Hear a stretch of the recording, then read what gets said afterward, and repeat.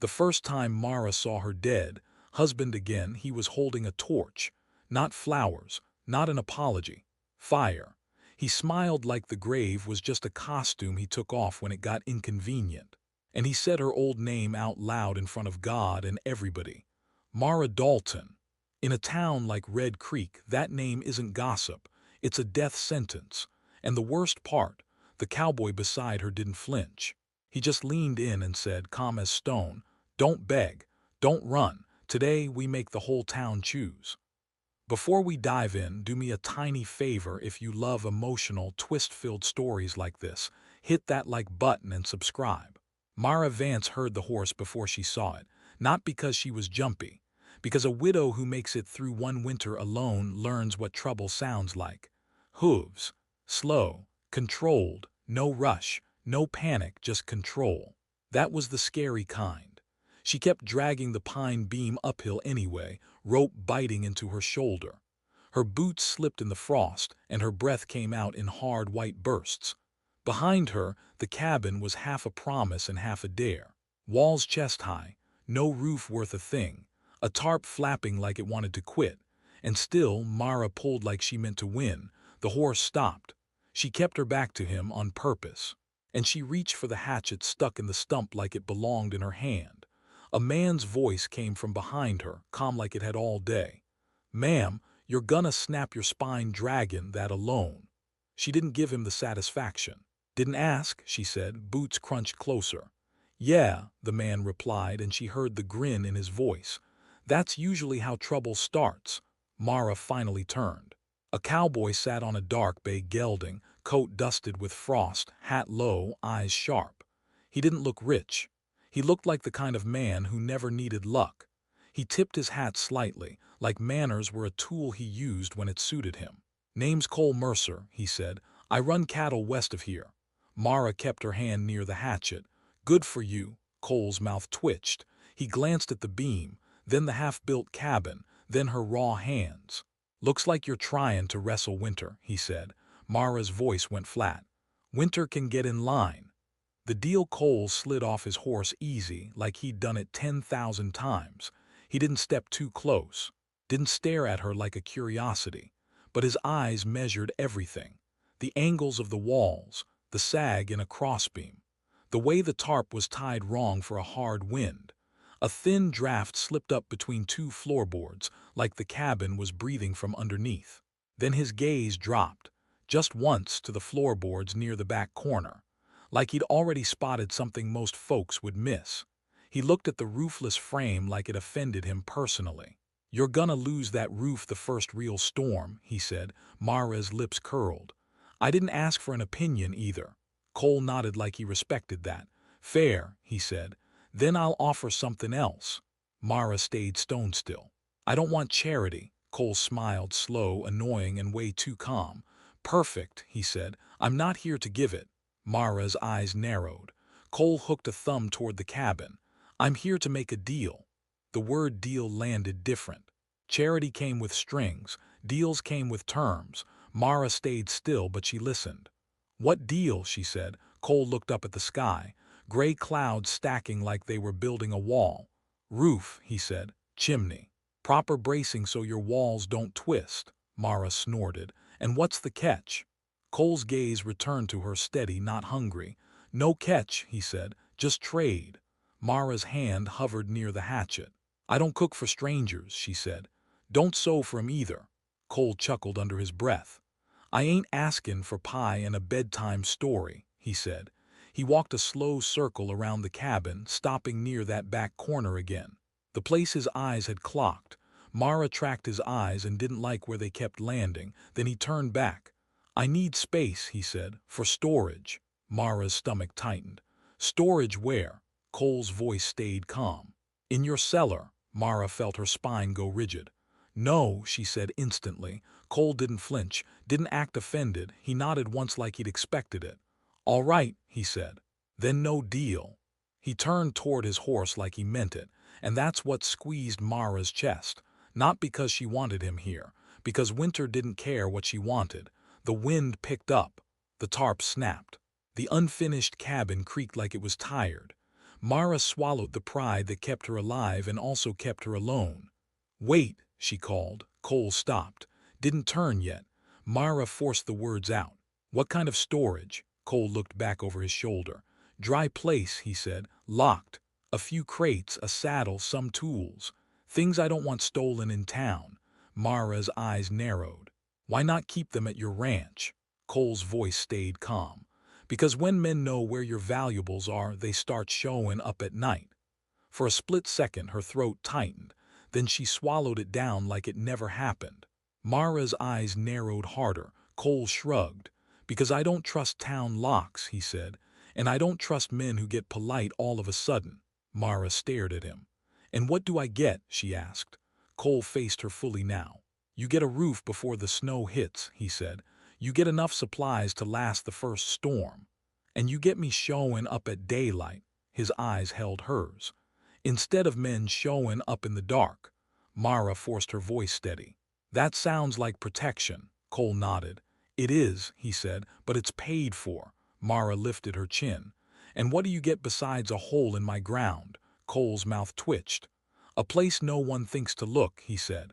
And the way he said it sounded practiced. Mara caught it. "Why would anyone be looking for your stuff?" she asked. Cole held her gaze a beat. Then he smiled again, small, controlled. "Ma'am," he said, "you ask a lot of questions for someone who just said she doesn't want charity." Mara's jaw set. "I want terms." Cole nodded like he liked that. "Then we do it right," he said. He reached into his coat and pulled out folded paper and a pencil. Mara blinked. "You just carry contracts." Cole's voice stayed even. "I carry what keeps men honest," he said.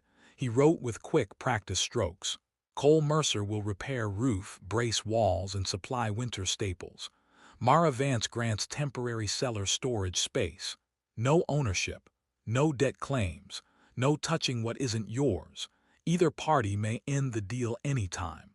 Cole held it out. "Read it," he said. Mara took the paper like it might bite. She read every line twice. Then she looked up. "You added no debt claims," she said. Cole smirked. "Men get real creative when they smell a widow," he said. "I don't like creative men." Mara's lips pressed tight. "Good," she said. "Me neither," she signed. Cole folded it and tucked it into his coat like it mattered. Then he held out his hand. Mara hesitated. Because she'd shaken hands before and paid for it later. Cole didn't rush her, just waited. Finally Mara shook his hand. His grip was warm, solid. And his palm had old scars like he'd survived fights he didn't start. "Just work. If you're still here, stay close." Because that cellar storage line, that wasn't random. The first night Cole rode off as the sun slid behind the pines. Mara watched him disappear down the trail. The silence after he left felt louder. That night she ate beans by the fire and listened to the wind test her walls like a bully. She checked the locks twice. Then a third time, because that's what fear makes you do. When the cabin finally went quiet enough to breathe, she stood and walked to the back corner, to the cellar hatch. A rough plank door built into the floor, old, heavy, hidden under a rug she dragged over it. Mara knelt. Her fingers brushed the edge. She hadn't opened it in months. Not since she'd buried what needed burying. Her breath caught, because the rug wasn't sitting right. It was shifted just an inch. Mara's blood went cold. Slowly she pulled it back. The hatch was cracked open. Just a finger's width. Her hand went to the hatchet. She leaned down and pulled. The wood creaked like it was trying to warn her. Cold air breathed up from the darkness. Mara stared down into the cellar. The dirt floor looked disturbed. Boards near the far wall loose. And in the center, half uncovered like someone wanted her to see it, was a satchel. Old leather, dark stains, not dirt, blood. Her stomach dropped. Because she knew that satchel, not from rumor, from memory. From the kind you don't talk about ever. "No," she whispered. And outside the cabin a horse snorted, not Cole's. Then leather creaked, like someone was still in the saddle listening. Don't miss part 2. Because whoever opened that cellar wasn't guessing. They knew. And if they're back tonight, Mara won't get a second warning. Sleep never came after the leather creaked. Mara stood there in the dark with the hatchet in her hand, listening so hard her ears hurt. Outside, the horse shifted once. A soft snort, a tiny jingle of tack, and then nothing, no footsteps, no knock, no voice, just the wind scraping the cabin like nails. Mara waited until her fingers went numb around the hatchet handle. Then she moved slow, quiet toward the front window. She lifted the curtain a hair. Moonlight spilled over the clearing. Nothing, no rider, no silhouette, but the snow near the porch was marked. A hoofprint, fresh. A second one. Then a half circle like the horse had been turned around fast. Whoever it was had been close enough to smell the smoke from her fire. Mara swallowed, because she knew that kind of visit. It wasn't curiosity. It was a warning. She backed away from the window, forced herself to breathe, and returned to the cellar hatch. The satchel sat in the center like it belonged there, waiting. She didn't touch it yet. Mara knelt and studied the disturbed boards near the far wall, the way they'd been pried up, the way someone had searched, then stopped like they'd found what they came for, but left this behind, left it where she couldn't ignore it. Mara whispered to herself, tight and furious, "You don't get to come back." Her hand hovered over the satchel. Then she grabbed it. It was heavier than it looked, and cold like it had been buried long enough to forget heat. She hauled it up and slammed the hatch shut behind her. Then she shoved a chair over the rug like furniture could stop a ghost. Mara carried the satchel to the table and set it down in the lamplight. The leather was cracked. The stitching was rough, not store-bought, handmade. Her stomach tightened again, because she recognized the knot in the strap. Her husband had tied it that way, always, like habit was stronger than sense. Mara's mouth went dry. "No," she said, softer now. "You're dead." She opened it. Inside was not money, not jewelry, not a weapon. It was paper wrapped like someone meant it to survive, folded tight, bound in oilcloth, tied with string, and on top, a single brass button. Mara stared at the button like it could bite, because she knew that too. Her husband's coat had been missing one when they put him in the ground. Her throat tightened. For a split second, she almost couldn't breathe. Then she forced her fingers to move. She unwrapped the oilcloth. A small ledger fell into her palm. Not thick, not fancy, just a book with worn corners and stained pages like it had lived in someone's pocket. Mara flipped it open. Numbers, rows, names, not full names, initials. Some lines crossed out, some circled, some marked with tiny symbols she didn't understand. Her eyes blurred, because she'd seen this once before, on the worst night of her life. She slammed it shut like it burned. Her hands shook. Mara stared at the ledger until her eyes stung. Then she looked toward the window again, like she expected her dead husband to be standing out there smirking. But the darkness stayed empty. Still, she didn't feel alone. Not anymore. Dawn showed up thin and gray. Mara didn't bother making breakfast. She stood on the porch with the hatchet resting against her leg, watching the tree line like it owed her answers. Then hooves. Steady this time. Familiar. Cole Mercer rode into the clearing like he owned the morning, and at his horse's flank padded a cattle dog, silent, watchful. Cole saw Mara's stance and slowed. His eyes flicked to the window, to the porch steps, to the snow. He didn't ask if she was okay. He asked the only question that mattered. "Someone came here last night." Mara swallowed her pride and nodded once. Cole dismounted and crouched by the prints. He studied them like he was reading a letter. Then he looked up. "How close?" he asked. Mara's voice was flat. "Close enough to leave his breath in my yard." Cole's jaw tightened. He stood and scanned the tree line, calm, controlled, like a man who hated surprises. Then his gaze slid to the back corner of the cabin again, the same corner. Mara felt her stomach twist. Cole noticed her watching him. He didn't smile this time. "What'd he take?" Cole asked. Mara didn't answer. Because the truth wasn't safe, so she gave him something smaller. "He didn't take," she said. "He left." Cole's eyes sharpened. "What?" Mara hesitated. Then she stepped aside and let Cole inside, not because she trusted him, because she trusted the wind less.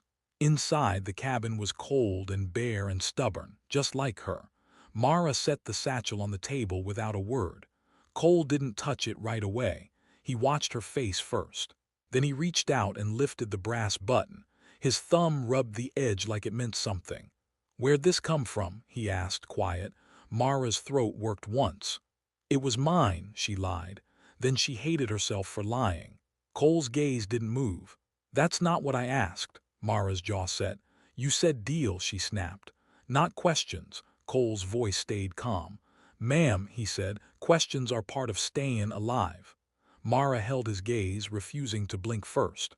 Then she slid the ledger toward him without opening it. Cole stared at it, and for the first time his calm cracked. Not fear, recognition.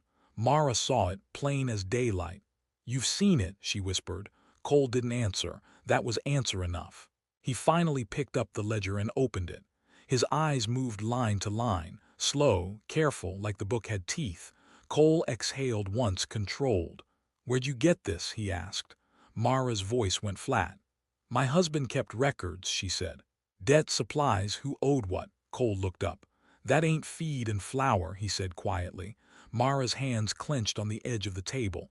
"You don't know what it is." Cole's eyes held hers. "I know what it isn't." Silence stretched. The cabin creaked. Mara's heart thudded like a fist. Cole closed the ledger slowly. Then he said something that made Mara's skin prickle. "This is why you've been alone out here," he said. Mara's chin lifted. "I'm alone because I like quiet." Cole's voice stayed even. "No," he said. "You're alone because you don't want witnesses." That hit too close. Mara's throat tightened, then she crushed it down. Cole leaned back a fraction like he didn't want to spook her. "I'm not your enemy," he said. Mara's laugh was sharp. "Men always say that right before they become one." Cole didn't argue. He just nodded once. "Fair," he said. "Then let me prove it the only way that counts." He tapped the ledger. "Whoever came here last night wanted this," he said, "and they'll come again." Mara's stomach twisted. "I can handle myself," she said. Cole's gaze slid to her hatchet. "I can see that," he replied, "but you can't handle a town." Mara's eyes narrowed. "What town?" Cole's jaw tightened. "Red Creek," he said. "They notice everything. And they don't notice for free." Mara stared at him. "Why are you really here, Cole?" Cole held her gaze a beat too long, then he looked away. "Because I don't like men showing up at night," he said. That wasn't an answer, not all the way, but Mara didn't push. Not yet. Because the dog Grit lifted his head and growled low in his throat. Cole turned toward the door instantly. "What is it?" Mara asked. Cole didn't answer. He stepped outside. Mara followed, hatchet ready, and there it was. A nail in her doorframe, fresh, and pinned under it a folded scrap of paper. Cole pulled it free and opened it. His eyes scanned the words. Mara watched his face drain of any softness it had left. "What does it say?" she demanded. Cole held it up so she could see. 3 lines printed in neat black ink like someone had time to make it pretty. "Return the book. Or burn. Last warning." Mara's knees went tight. Cole's voice went low. "They're not bluffing," he said. Mara's mouth went dry. "Who?" she whispered. Cole stared out at the trees. "Someone who thinks you belong to them," he said. Cole folded the note and slid it into his pocket like it was evidence. Then he looked at her, voice steady. "We go to town," he said. "Today." Mara's head snapped up. "No," she said instantly. "That's what they want. Eyes, rumors, noise." Cole's jaw tightened. "Ma'am," he said, "if they're already riding your fence line, you don't get to pick quiet anymore." Mara swallowed, furious. And scared. Cole softened his tone just a fraction. "We don't go to beg," he said. "We go to see who flinches when they see you with me." Mara stared at him. "You're using me." Cole didn't deny it. "I'm using daylight," he corrected, "because night is theirs." Mara's hands trembled once. Then she clenched them into fists. "Fine," she said. "But if this gets me killed," Cole cut in, "then it'll have to get through me first. Stay close. Because the moment Mara steps into town, someone's going to recognize her." They hit the trail before the sun climbed high. Cole drove the wagon. Mara sat stiff beside him, eyes scanning the ridges. Every time the wind moved the grass, her stomach jumped. Cole didn't talk much. But when he did, it was wrong in a way she couldn't name. Too careful, too measured. Like he was building a story in his head and checking if she fit inside it. Red Creek appeared like a bruise on the land. One main street, a church steeple, a general store, and faces turning. Too many faces. Because in a town that small, new trouble was entertainment. Cole pulled up by the store. The bell jingled as they stepped inside. Warm air hit Mara's face, and the smell of people who'd already decided who she was. Behind the counter stood Vernon Klein, clean shirt, smooth smile, eyes that didn't smile at all. Vernon's gaze flicked to Mara, then to Cole, then back to Mara like she was a problem he'd been waiting for. "Well now," Vernon drawled. "Cole Mercer bringin' guests." Cole's voice stayed neutral. "Supplies," he said. "Coffee, nails, lamp oil." Vernon didn't move. Instead, he leaned in slightly, smile still on. "And who's your friend?" he asked, too polite. Mara's spine went rigid. Cole answered before she could. "Mara Vance," he said. Vernon's smile twitched just a hair, like that name hit a nerve. Then he recovered. "Widow Vance," he said, smooth. "Out on the ridge." Mara's jaw tightened. "You know where I live," she said. Vernon shrugged like it was nothing. "Everybody knows everybody," he replied. "That's how towns stay decent." Cole's eyes narrowed. "You got nails or not?" he said. Vernon finally turned and fetched supplies, but his attention stayed sharp. Mara felt it, like a hand on the back of her neck. When they walked back out, the street felt louder, not with sound, with watching. Cole loaded the wagon fast. Mara climbed up, hatchet under the seat like a secret. As Cole took the reins, a voice came from behind them, soft, almost amused. "Mara," Mara froze. Her blood turned to ice. Because nobody in Red Creek should have said her first name like that. She turned slowly. A man stood at the edge of the street near the church fence, hat low, coat dark, face half-shadowed. He smiled just enough to be cruel. And then he said the name she hadn't heard in years, the name she'd buried with her old life. Mara Dalton. Nobody had called her that since before the grave. Cole's head snapped toward the voice. His eyes went hard. Mara couldn't breathe. Because whoever that man was, he didn't guess. He knew. Don't miss part 3. Because the moment he said Mara Dalton, somebody in Red Creek decided she didn't get to leave. Mara didn't answer the man who called her Dalton.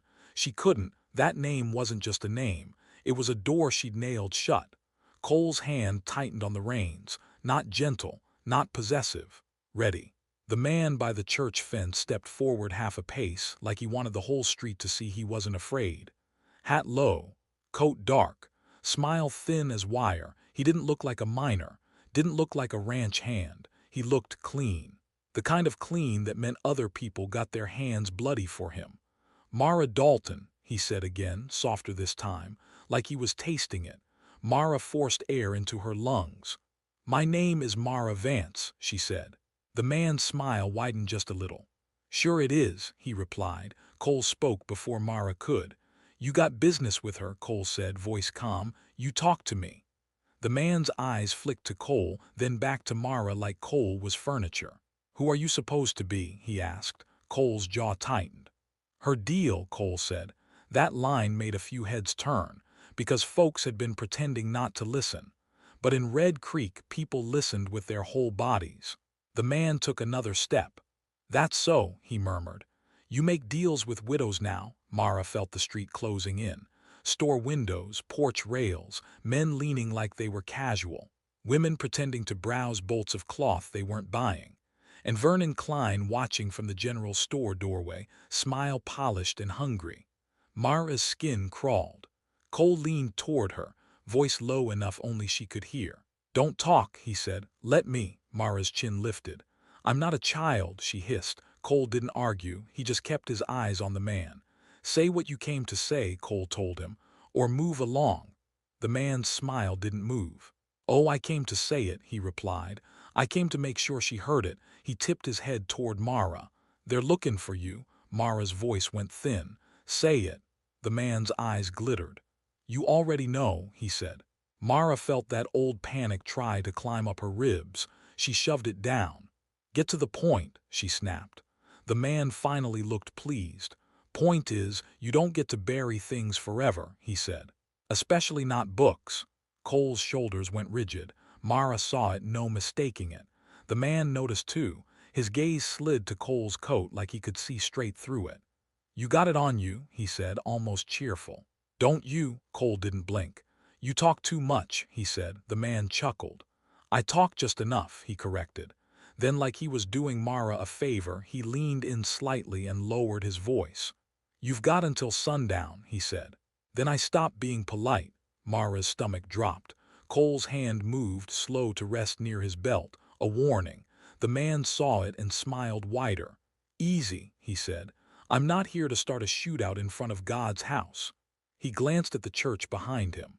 But Sunday is close, he added, and men who like order hate surprises. Then he stepped back and turned like the street belonged to him. He walked away at a calm pace, not running, not worried, because he knew something Mara didn't. Mara sat frozen on the wagon seat, her nails dug into her palms. Vernon Klein's voice floated from the general store doorway, smooth as oil.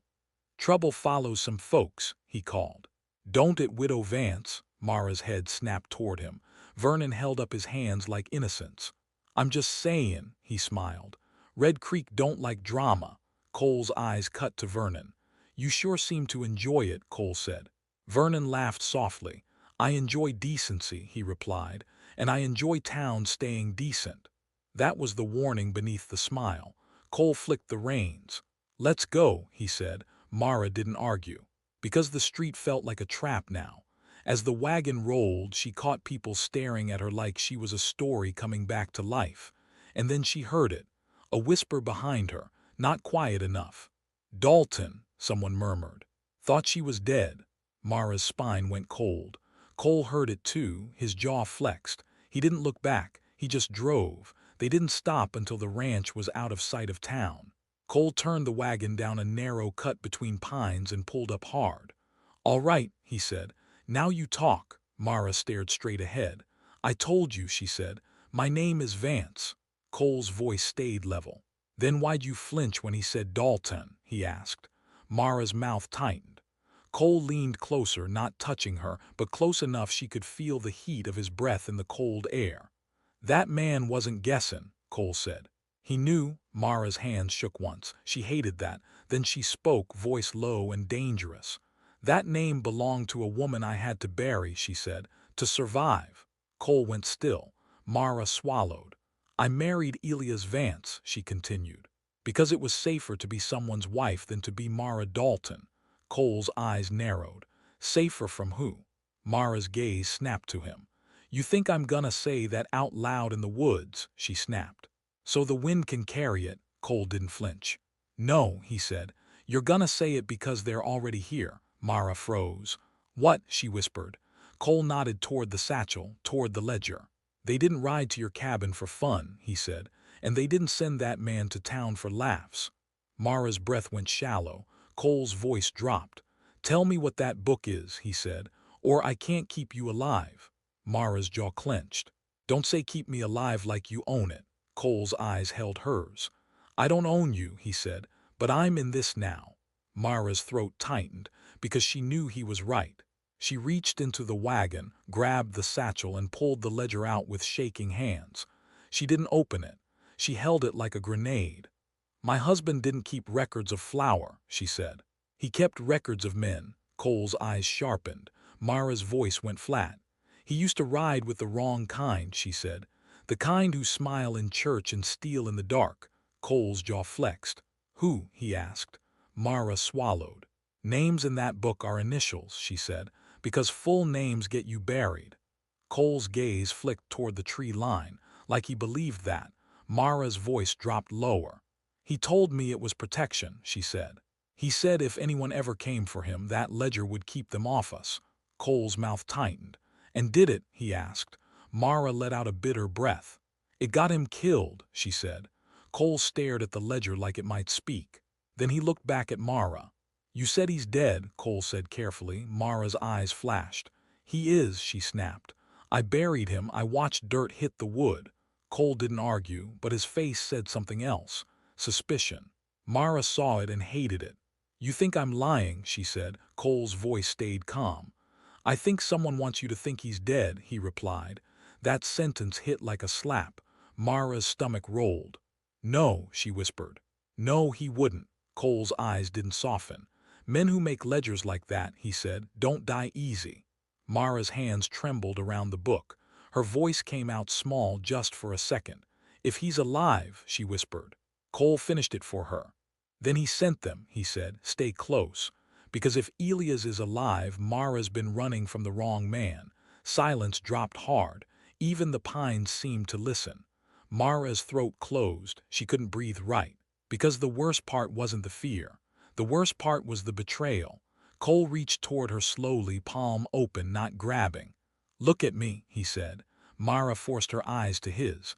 Cole's voice stayed steady. We go back to the cabin, he said. We lock it down. And we set a trap, Mara blinked. A trap, she repeated. Cole nodded once. Whoever wants that book, he said, is gonna come for it again. Mara's jaw tightened. And if they burn my place, she said. Cole's gaze went cold. Then they'll do it with me standing in the doorway, he replied. Mara stared at him, trying to decide if he meant it. Cole didn't blink. Then from far off down the trail came a sound that made Mara's blood freeze. A second wagon, moving fast. Cole's head turned instantly. Grit's ears went up. Mara stood. What is that? She whispered. Cole climbed down, eyes scanning. That's not town, he said. The wagon burst through the trees into the clearing. A boy drove it, face pale, eyes wide. He pulled up hard and nearly fell off the seat. Miss Vance, he cried. Miss Vance, Mara's stomach dropped. The boy's voice cracked. They're at your cabin, he gasped. 2 men, maybe 3. And he swallowed and they got torches. Mara's vision tunneled. Cole moved fast, grabbing the reins from the boy, shoving Mara up onto the wagon. Hang on, he ordered. Mara's hands grabbed the rail. The wagon jolted forward. Grit sprinted ahead like a bullet. Wind slapped Mara's face. Pines blurred. And then the clearing opened. Her cabin came into view, smoke already curling. Men moving near the porch. One of them turned as the wagon hit the yard, torches in hand. And when Mara saw the man's face, her heart stopped, because she recognized him. Not from town, not from rumor, from the grave, same eyes. Same scar, same smile she'd watched disappear under dirt. He smiled at her across the snow like he'd never left, and he lifted the torch higher. Even in, Mara Dalton, he called. Still don't want charity, don't miss part 4. Because the man at her porch isn't here to take the ledger. He's here to take her and burn the rest. Elias Vance stood on Mara's porch like he owned the air, torch in his hand, smile on his mouth. And behind him, 2 men with their faces half covered, holding fire like it was rope. Mara's body forgot how to move. Her brain did the math it didn't want to do. Same eyes, same scar at the edge of his jaw, same tilt of the head when he thought he had the upper hand. Dead men didn't tilt their heads. Cole yanked the wagon to a stop so hard the wheels skidded. Grit hit the yard first, teeth bared, growled deep enough to shake the air. Elias lifted one finger, not at the dog, at the men behind him. They shifted their torches away from the cabin just a little, like they were waiting for permission. Elias looked at Mara like she was late to her own funeral. There she is, he called. My widow. Mara's throat tightened. You're dead, she said. Elias chuckled slow. I've been called worse, he replied. But dead, that's your best one. Cole climbed down from the wagon, calm on the outside, violence held tight inside. Drop the torch, Cole said. Elias glanced at Cole like he'd just noticed a fly. And who in the hell are you, he asked, to give me orders on my property? Mara flinched. Property. That word hit like a slap. Cole didn't blink. This ain't your land, Cole said, and she ain't your property. Elias smiled wider. Oh, I see, he said. You're the deal. He stepped off the porch, boots crunching the snow, torch still burning. His men followed like shadows. Mara's hands shook, but she forced them still. Why? She whispered. Why would you? Elias cut her off. Why would I do what I had to do? He asked like she was slow. Because men were common for me. Mara's eyes flashed. So you let them come for me instead? Elias' smile didn't move. I figured you'd manage, he said. You always do. That was the cruelest part. He said it like it was a compliment. Cole took a step forward. Elias lifted the torch slightly. Not threatening yet, just reminding everyone he could. "Easy, cowboy," Elias said. "You move wrong, my boys light up that cabin and your little deal burns with it." Mara's chest constricted. Everything she'd built, every board she'd dragged, every nail she'd paid for with blood and pride. Elias watched her face and enjoyed it. Then his eyes slid to Cole's coat pocket. "To be clear," Elias said, voice almost friendly, "I'm not here for your feelings." He nodded toward Cole. "I'm here for my book." Cole didn't move. "Your book," he repeated. Elias spread his hands. "The ledger," he said. "The thing that kept me alive." Mara's voice cracked. "It got you killed," she said. Elias laughed. "Look around," he replied. "Does this look like killed?" Mara felt bile rise. "So what?" she whispered. "You faked it. You let me bury a box." Elias' eyes sharpened. "You buried what I needed you to bury," he said. "And you did it real convincing. I appreciate that." Mara's knees went tight. Cole's voice went low, dangerous. "She loved you," he said. Elias blinked once, then shrugged. "Love don't feed men," he said, "and love sure don't keep you out of a noose." His gaze went back to Mara. "You were supposed to stay quiet," he said. "Live small, die quiet. That was the plan." Mara's hands clenched. "And you were supposed to stay dead," she snapped. Elias smiled, impressed. "There's my girl," he said. Mara's stomach turned. Cole stepped closer again, careful, controlled. "You got two options," Cole said. "Walk away or leave in pieces." Elias actually laughed at that. "Buddy," he said, "I've met men like you." He nodded at Cole's broad shoulders, the steady stance, the calm voice. "Men who think being good means being in charge." Cole's eyes narrowed. Elias leaned in just enough to let his words cut.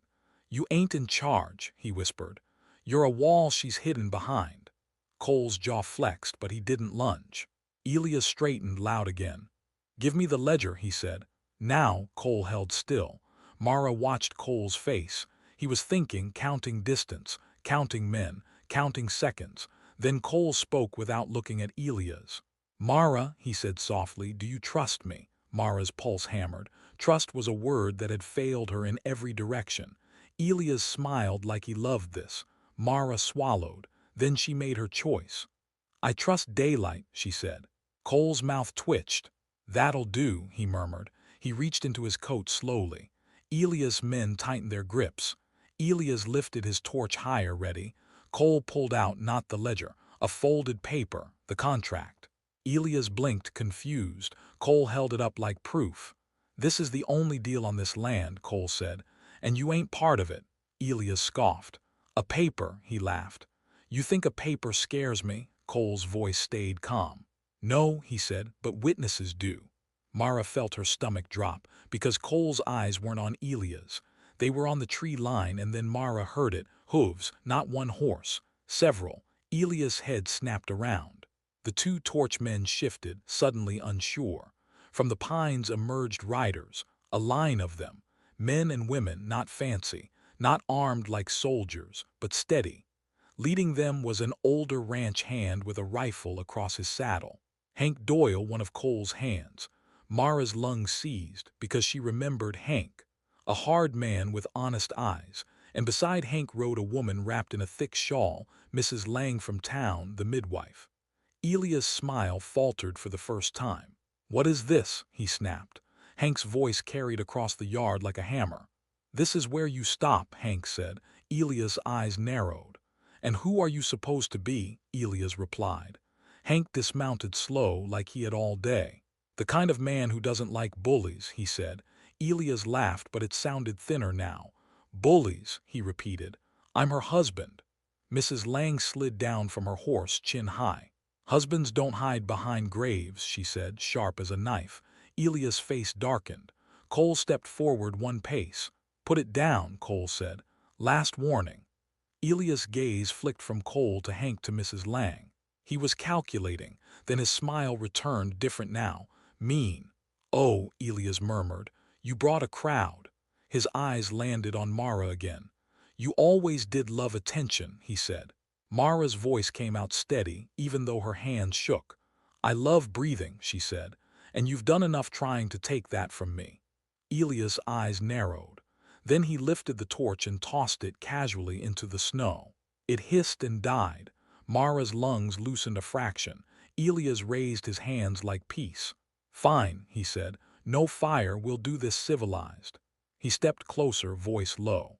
"You give me the ledger," he said, "and I leave." Mara stared at him. "And if I don't?" Elias' smile flashed. "Then I go to Red Creek," he said softly. "And I tell them Mara Dalton wasn't my wife." He leaned in, voice a whisper. "She was my partner." Mara's blood turned to ice. Because that was the real trap, not the torches. The town, stay close. Because Sunday isn't a service now, it's a courtroom. Elias straightened and looked at Cole, smiling like victory. "See," he said, "you can't fight a town." Hank shifted his rifle slightly, not aiming, just reminding. Mrs. Lang's eyes stayed locked on Mara like she was reading her. Mara's chest rose and fell. She could feel the whole world waiting, and then she realized something. Elias wasn't here because he was strong. He was here because he thought she was weak. Mara lifted her chin. "You want your ledger," she said slowly. Elias' eyes brightened. "Yes," he said. Mara nodded once. "Fine," she said, "but you're not getting it here." Cole's head snapped toward her. "Mara," she kept her eyes on Elias. "You want it," she continued, voice calm. "You come to church Sunday." Elias blinked. Mara's tone didn't change. "Right in front of everybody," she said, "since you love witnesses so much." Elias stared at her, suspicious. "And why would I do that?" he asked. Mara smiled, small, deadly. "Because you want to look like the hero," she said, "and you can't resist an audience." Elias' jaw flexed. He looked at the riders, the witnesses, the dog, the cabin. Then he nodded once, slow. "Sunday," he agreed. "Church," he pointed at Cole.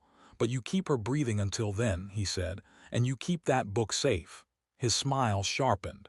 "Because if it disappears," he glanced at the cabin, "I'll burn everything you built." Elias turned and walked away like he hadn't just crawled out of a grave. His men followed. The yard stayed frozen until their hoofbeats faded. Then Mara's knees finally went weak. Cole caught her elbow, gentle, steady. Mara didn't pull away, not this time. Hank stepped closer, eyes hard. "Girl," he said quietly, "you know what Sunday means." Mara swallowed. "Yeah," she whispered. Hank nodded toward town in the distance. "It means he's not the only one common," Hank said. Mara looked at the church steeple far off. And for the first time since she'd stepped into this life, she realized she wasn't just fighting a man. She was fighting a whole town that liked its lies. Don't miss part 5. Because when Mara walks into that church, Elias won't be asking for the ledger. He'll be asking the town to sentence her. Sunday came in cold and bright. The kind of morning that looked peaceful, if you didn't know better. Mara stood at her wash basin with numb fingers, scrubbing her hands like dirt could come off fear. Hank's riders had stayed the night. Not inside. Outside. Spread around the cabin like a fence made of breathing men. Cole hadn't slept either. He'd sat at the table with the ledger in front of him like it was a snake, his jaw working, eyes fixed on nothing. When the first light hit the window, he finally spoke. "We're not going in there blind," he said. Mara didn't look up. "You think I've got a choice," she replied. Cole's voice stayed steady. "You've got one," he said. "You tell your truth before he tells his." Mara's throat tightened. Truth in a town like Red Creek was a weapon, and weapons could turn on you. Hank stepped in from the porch, stamping snow off his boots. "Church'll be full," Hank said. "People love a show." Mrs. Lang followed, shawl wrapped tight, eyes sharp. "And people love feelin' righteous," she added, "even when they're wrong." Mara swallowed hard. Cole nodded once. Then he added, quiet and certain, "I sent Hank's fastest rider to the county before midnight." Mara's eyes flicked up. Cole didn't explain. He didn't have to. He just tapped the ledger with one knuckle. "They'll come," he said, "if we give 'em reason." Cole reached into his coat and pulled out the folded contract, the deal paper. He set it on the table. Mara stared at it. "What's that gonna do?" she asked. Cole met her eyes. "It's not the paper," he said. "It's the witnesses." Mara frowned. Cole's voice went quiet. "You want a town to stop calling you a rumor," he said. "You make 'em swallow something real." Mara's heart thudded. "You're talking about, not romance," Cole cut in. "Protection." Mara's mouth went dry. Hank muttered, "Smart." Mrs. Lang didn't flinch. "Do you want to live," she asked Mara, blunt as a blade, "or do you want to keep Bain polite?" Mara stared at the ledger, at the brass button, at the life that kept trying to drag her back by the hair. Then she lifted her chin. "If we do this," she said, voice tight, "we do it my way." Cole's eyes held hers. "Name it," he said. Mara swallowed. "No preacher," she said. "Not today," Cole nodded immediately. "Fine." "And no one touches me like I'm a prize," Mara added. "Not him, not them, not you." Cole's jaw flexed, but he didn't argue. "Fine," he said again. "Partner terms." Mara exhaled, shaky. Mrs. Lang stepped forward. "I can witness," she said. "Hank can witness." Hank grunted. "I don't mind watching a man try to lie," he said. Cole reached across the table slowly, not grabbing, offering his hand like a promise. Mara stared at it. Then she placed her hand in his. This time she didn't hesitate. Mrs. Lang spoke, crisp and simple. "Do you take each other," she said, "as lawful husband and wife under God, under witness, under word?" Mara's throat tightened. Cole's voice was low.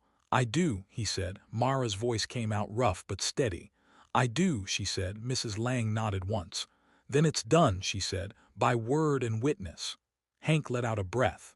"Now let's go ruin a liar's morning," he muttered. "Stay close. Because when Mara walks into that church as Cole's wife, the town has to choose a side." The church in Red Creek looked warmer than it felt. Candles, wood polish, clean hymn books, and faces, so many faces. People turned as Mara stepped in. Her scar didn't show today, not because she was hiding, because she didn't owe them her pain. Cole walked beside her, steady as a post. Hank followed. Mrs. Lang followed. And behind them a few more riders slipped into pews, quiet, watchful. Vernon Klein stood near the back like he belonged there. His smile was ready. Pastor Grady stood at the front, Bible tucked like authority. Mara's stomach knotted. Then the doors opened. Cold air spilled into the room, and Elias Vance walked in like he owned the aisle. Clean coat, clean boots, like he hadn't stood with a torch at her porch 2 days ago. The men behind him looked like church men, smiling, the kind who'd shake your hand and steal your soul in the same breath. Elias spotted Mara immediately. His smile sharpened. He stepped into the center aisle and raised his voice like a man who loved hearing it. "Pastor," Elias called, "I've come to reclaim what's mine." The church murmured like wind through dry grass. Pastor Grady lifted his hand. "Brother Vance," he said solemn, "this is the house of God." Elias nodded respectfully. "Exactly," he said, "so let's speak truth." He turned to the congregation. "This woman," he said, pointing at Mara, "is Mara Dalton." Whispers rippled. Elias smiled wider. "And she wasn't just my wife," he continued. "She was my partner." Mara felt every eye stab into her. Cole's hand moved subtle closer to hers, not squeezing, just there. Elias spread his hands like he was generous. "She helped me," he said, "and when men came for me, she hid the ledger that belongs to me." The room buzzed harder. Vernon's smile grew. Pastor Grady looked at Mara like she was a stain. "Mara Vance," the pastor said, heavy, "is this true?" Mara's mouth went dry. Then she heard Mrs. Lang's whisper behind her. "Tell it," she said. "Or he will." Mara lifted her head. "No," she said. The room stilled. Elias tilted his head. "Oh," he said softly. "Then what is true?" Mara's voice steadied. "The truth is," she said, "Elias Vance died." Elias smiled like she'd made a joke. Mara didn't blink. "The man you see," she continued, "let me bury an empty box so he could crawl away from his debts." Gasps. Elias' eyes hardened. Mara kept going. "And the ledger," she said, "isn't a marriage book." She lifted her chin. "It's a list." Elias' smile twitched. Mara's stomach clenched, but she didn't stop. "It's a list of men in this town," she said, voice louder now, "who paid Elias to move stolen goods." The church went dead quiet. Even Pastor Grady's mouth parted slightly. Vernon Klein's smile finally faltered, just a hair, and Mara saw it, the flinch. Cole's voice cut through the silence. "She's my wife," he said. Every head snapped to him. Cole stepped forward half a pace. "We were married by witness," he said. "This morning." Elias laughed too loud. "That ain't legal," he snapped. Hank stood up in the pew behind them. "I witnessed," Hank said. Mrs. Lang rose beside him, chin high. "So did I," she said. Pastor Grady's eyes widened. Elia's face tightened. He swung back to Mara, voice dropping sharp. "You think a few words change anything?" he hissed. Mara met his stare. "Words are what got me buried," she said. "So yeah, I'm using words." Elia's nostrils flared. He looked around the room, hunting for support. Vernon shifted slightly like he wanted to disappear into his own shirt. Elia smiled again, forced now. "Pastor," he said, voice rising, "this is deception. This is fraud." Pastor Grady hesitated, and that hesitation smelled like fear. Because Elias wasn't the only one tied to that ledger. Cole's voice stayed calm. "You want the ledger," he said to Elias. "You can ask the county." Elias' eyes narrowed. "County," he repeated. Cole nodded toward the back doors. "They're here," he said. The doors opened again. A man stepped in wearing a worn badge and a heavy coat. A county deputy. Behind him, two more men. And in the deputy's hand, papers. The deputy spoke loud enough for everyone to hear. "Elias Vance," he said. "You're wanted for fraud, theft." He held up one scorched, blackened torch head in a cloth. "And attempted arson. We've got witness statements from the ridge." Mara's stomach flipped. Elias took one step back.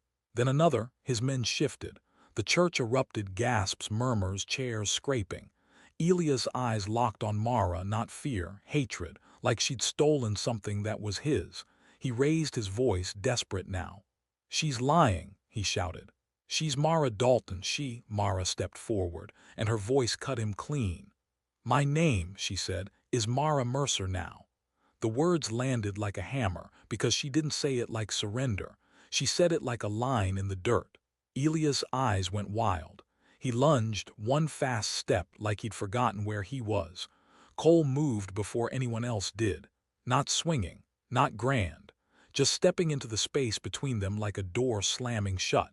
Elias stopped short, breathing hard, shaking with rage. The deputy's hand went to his cuff chain.